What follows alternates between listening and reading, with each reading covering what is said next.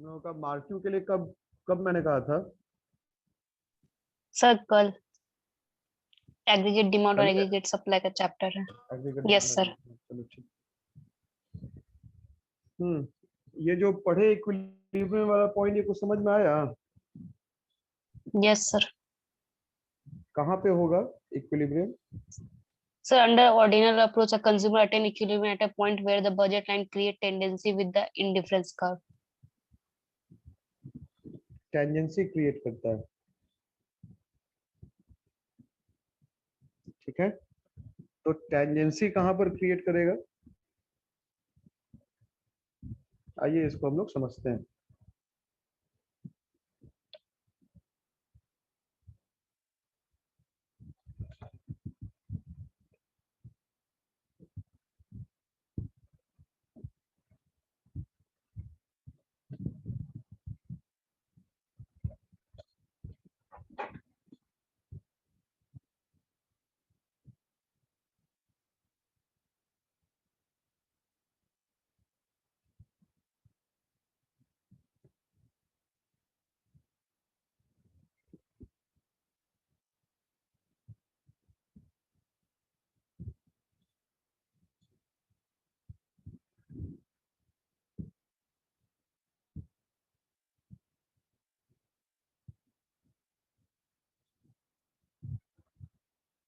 Suppose करो कुछ हम लोग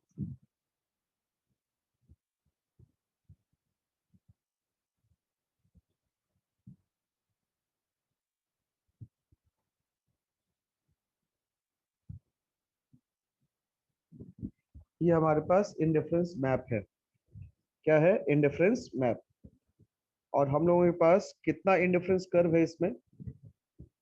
how Four. Many indifference curves we are having? Four. 4। तो हाईएस्ट लेवल ऑफ सेटिस्फैक्शन कहाँ दिख रहा है तुमको? I see four पे। आई सी 4 4 पे। ठीक है, अब हम लोग एक काम करते हैं कि हम लोग एक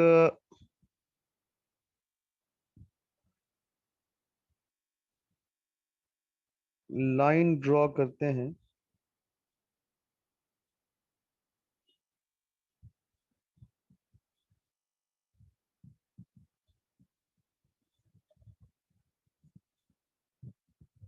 ये क्या हो गया? This is price line. कौन सा लाइन हो गया?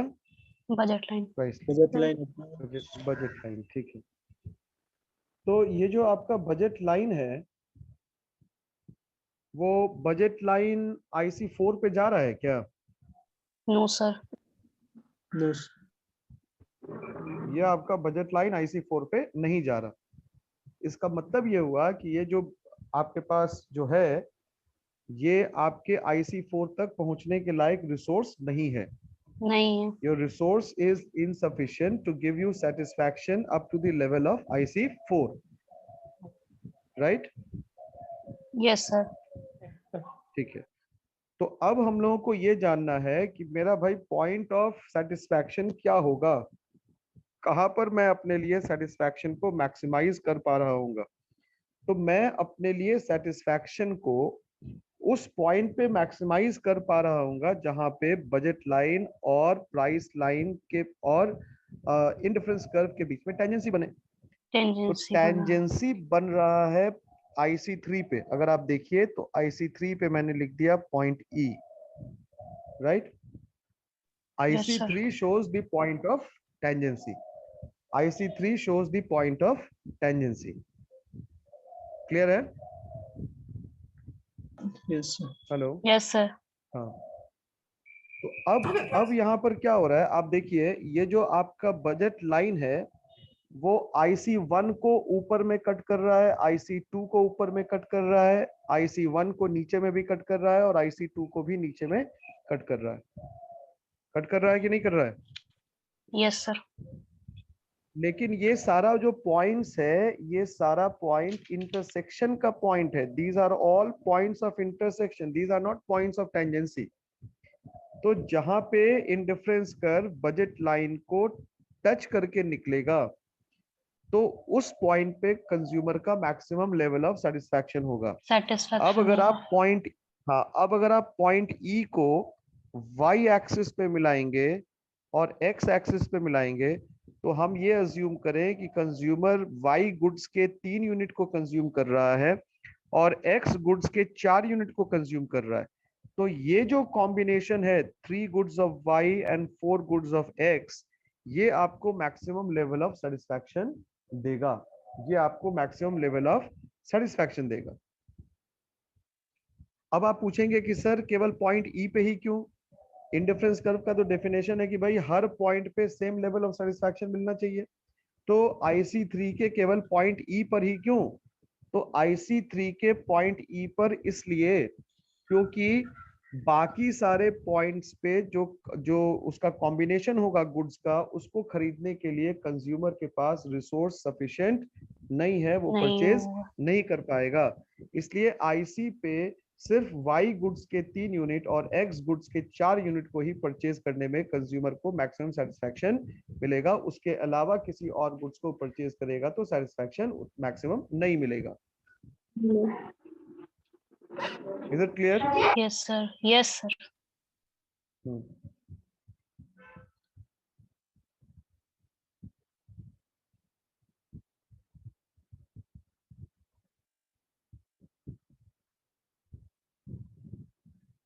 चलो तो और बताओ, और कहीं कुछ तुम लोग को डाउट है, कुछ कुछ पूछना वगैरह है? Something that you need to ask and discuss. कल के टॉपिक से रिलेटेड अगर कुछ डाउट्स है, पूछना है तो बोलिए।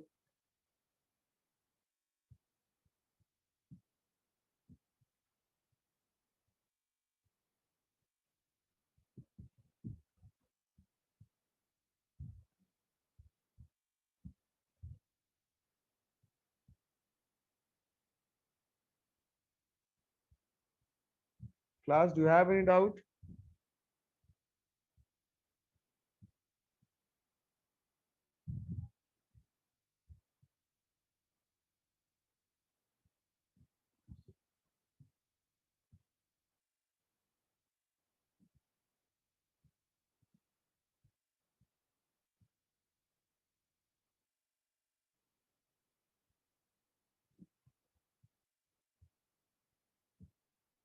किसी को कुछ बोलना नहीं है, कुछ नहीं पूछना है किसी को?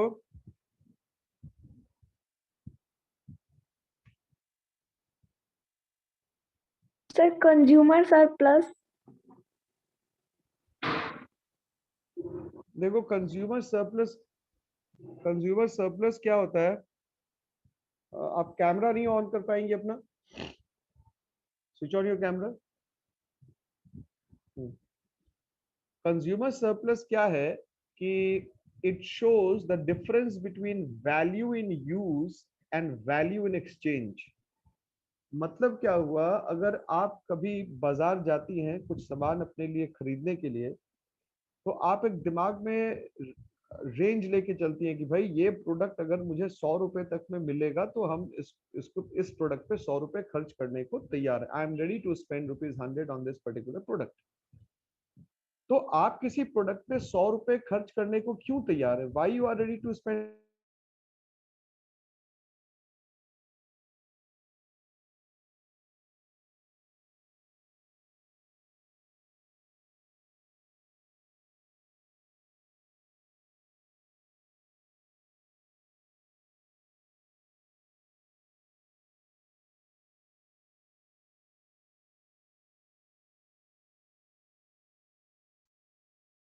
Hello, Yes, sir. मेरी आवाज? हाँ, तो मैं ये बता रहा था कि अगर आप बाजार जाएं और ये सोच के जाएं कि ये प्रोडक्ट अगर आपको 100 रुपए तक में मिलेगा तो आप 100 रुपए उस प्रोडक्ट के लिए खर्च करने को तैयार हैं। तो मेरा सवाल है कि कोई कंज्यूमर किसी प्रोडक्ट पे 100 रुपए खर्च करने को क्यों तैयार है? Why is ready to spend ₹100 on a particular product?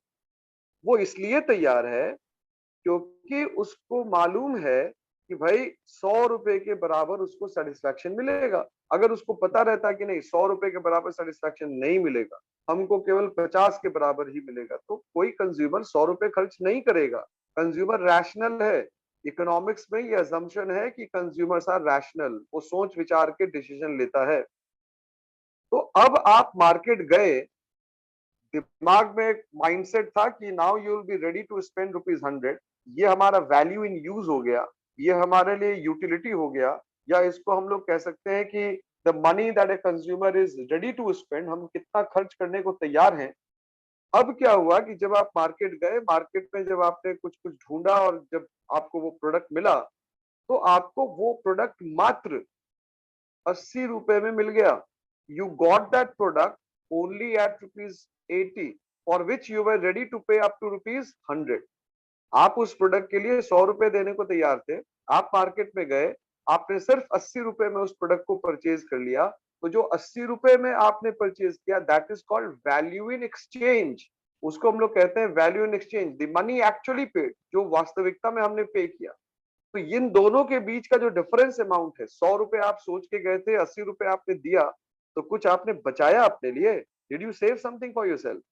आप Yes, sir. आप देखिए, Yes, sir. आप एकदम खुश हो जाते हैं ना, आप जब ये सोच के जाते हैं, अच्छा ठीक है, 100 रुपए हम खर्च करेंगे, लेकिन जैसे ही मार्केट पे गए तो वो सामान अगर 70 रुपए में मिल गया, 80 रुपए मिल गया, तो हम लोग बीइंग अ कंज्यूमर खुश हो जाते हैं कि भाई सस्ता खरीद लिया हमने। यस और no?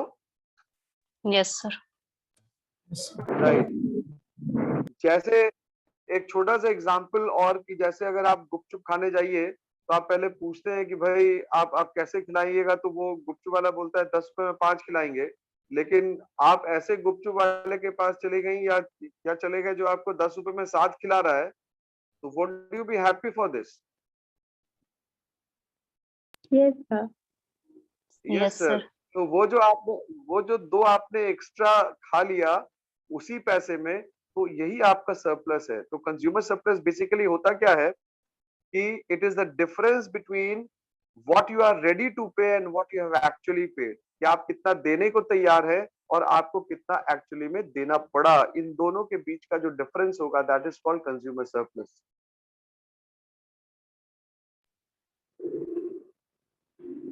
Any other question class?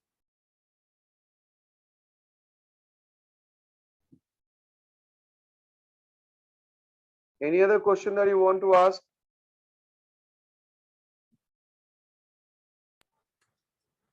No, sir. Is it done? Yes, sir. ठीक है।